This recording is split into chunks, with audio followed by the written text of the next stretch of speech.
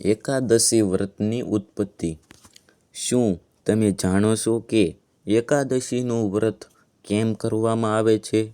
ભગવાન વિષ્ણુએ એકાદશી દેવીને કેવી રીતે પ્રગટ કરી અને એકાદશીના દિવસે અન્ન કેમ ન ખાવાની પરંપરા છે?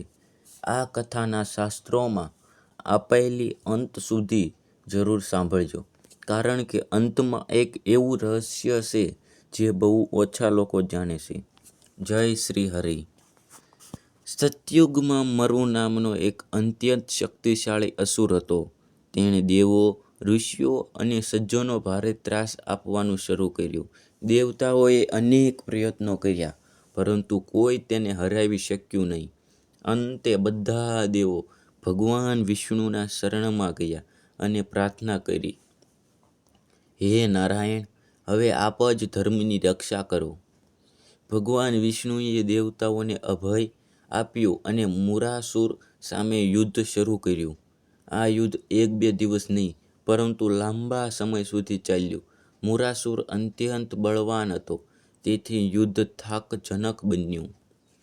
લોક પરંપરા અને પુરાણોમાં વર્ણન છે કે ભગવાન વિષ્ણુ થોડો વિરામ લેવા માટે એક ગુફામાં પ્રવેશ્યા. મુરાસુર પણ ત્યાં પહોંચી ગયો અને વિચાર કર્યો કે હવે ભગવાન આરામમાં છે, આ યોગ્ય સમય છે હુમલો કરવાનો. પરંતુ તે જ ક્ષણે ભગવાન વિષ્ણુ દિવ્ય તેજમાંથી એક અદ્ભુત, દિવ્ય અને તેજસ્વી દેવી પ્રગટ થયા. તેમના મુખ પર અપરંપાર તેજ હતું અને હાથમાં દિવ્ય શસ્ત્રો શોભતા હતા. મુરાસુરે દેવી પર આક્રમણ કર્યું, પરંતુ થોડા જ ક્ષણોમાં દેવીએ તેનો સંહાર કરી દીધો. ભગવાન વિષ્ણુ જાગ્યા ત્યારે તેમણે આ દિવ્ય ઘટનાને જોઈ અને દેવીથી પ્રસન્ન થઈ પૂછ્યું, હે દેવી, તમે કોણ છો? દેવીએ નમ્રતાથી ઉત્તર આપ્યો કે તેઓ ભગવાનના દિવ્ય તેજમાંથી પ્રગટ થયેલી શક્તિ છે. ભગવાન વિષ્ણુ અત્યંત પ્રસન્ન થયા, પણ ભગવાને તેમને એવું કયું વરદાન આપ્યું કે આજે કરોડો લોકો એકાદશી વ્રત કરે છે? ભગવાન વિષ્ણુએ આ દિવ્ય શક્તિને એકાદશી નામ શા માટે આપ્યું? પુરાણોમાં વર્ણન છે કે જ્યારે ભગવાન વિષ્ણુએ મુરાસુરના વધ વિશે જાણ્યું, ત્યારે તેઓ અત્યંત પ્રસન્ન થયા. તેમણે તે દિવ્ય દેવીને કહ્યું, હે દેવી, આજે તમે ધર્મની રક્ષા કરી છે, તેથી આજથી આ તિથિ તમારા નામે ઓળખાશે.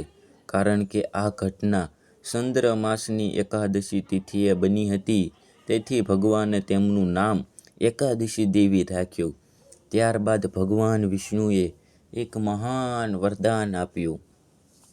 જે ભક્ત શ્રદ્ધા, સંયમ અને સત્ય ભાવથી એકાદશીનું વ્રત કરશે, મારા સ્મરણમાં રહેશે અને સારા કર્મ કરશે, તેના પાપ ક્ષીણ થશે અને તેને આધ્યાત્મિક કલ્યાણનો માર્ગ મળશે.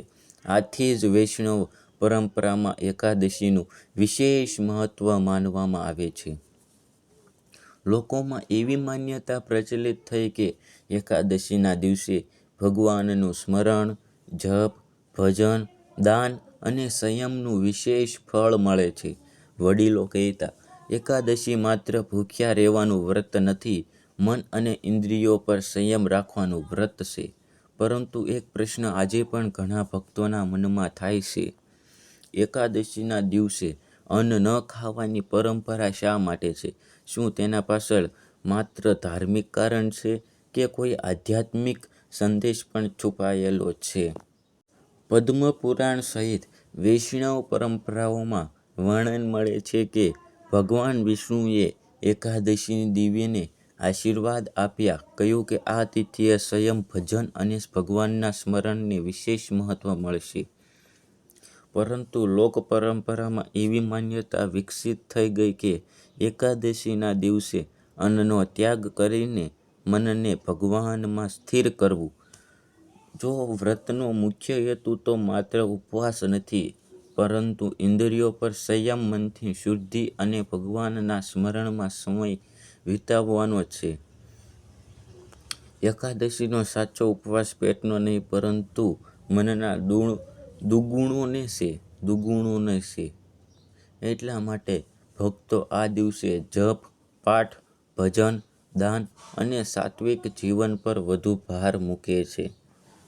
સમય જતાં એકાદશીનું વ્રત ભારતભરમાં અનેક વૈષ્ણવ મંદિરો અને પરિવારોમાં શ્રદ્ધાપૂર્વક ઉજવાતું થયું.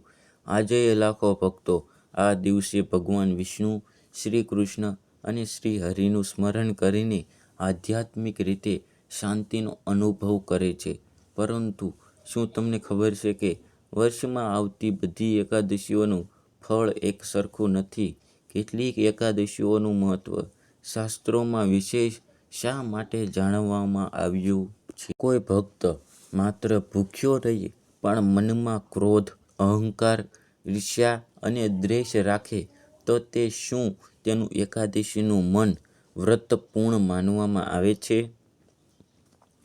શાસ્ત્રોમાં સમજાવવામાં આવ્યું છે કે વ્રતનું ફળ માત્ર અન્નનો ત્યાગ કરવાથી મળતું નથી, પરંતુ સાચા વ્રતની ત્યારે પૂર્ણ થાય છે જ્યારે મનમાં દયા, સત્ય, ક્ષમા અને ભગવાન પ્રત્યેની ભક્તિ હોય. એટલા માટે જ વડીલો કહેતા હતા, એકાદશીનું વ્રત પેટથી નહીં પરંતુ મનથી કરવું. વૈષ્ણવ પરંપરામાં ભક્તો આ દિવસે ભગવાન વિષ્ણુના નામનો જપ કરે છે. ઓમ નમો ભગવતે વાસુદેવાય મંત્રનું સ્મરણ કરે છે, ભજન કીર્તન કરે છે, ધર્મ ગ્રંથોનું વાંચન કરે છે અને જરૂરિયાતમંદોની સેવા કરે છે. આ જ એકાદશીનો સાચો સંદેશ છે સંયમ, સેવા, સત્ય અને ભગવાનનું સ્મરણ. શાસ્ત્રોમાં કહેવામાં આવ્યું છે કે જો ભક્ત નિષ્ઠાપૂર્વક એકાદશીનું પાલન કરે છે, તે પોતાના જીવનમાં આધ્યાત્મિક શાંતિનો અનુભવ કરે છે અને ધર્મના માર્ગે આગળ વધે છે. આ કથાનો સાર માત્ર એટલો જ છે કે ભગવાનને ભૂખ નહીં, ભાવ જોઈએ, ઉપવાસ નહીં, ઉપાસના જોઈએ અને દેખાડો નહીં, નિષ્કપટ ભક્તિ જોઈએ.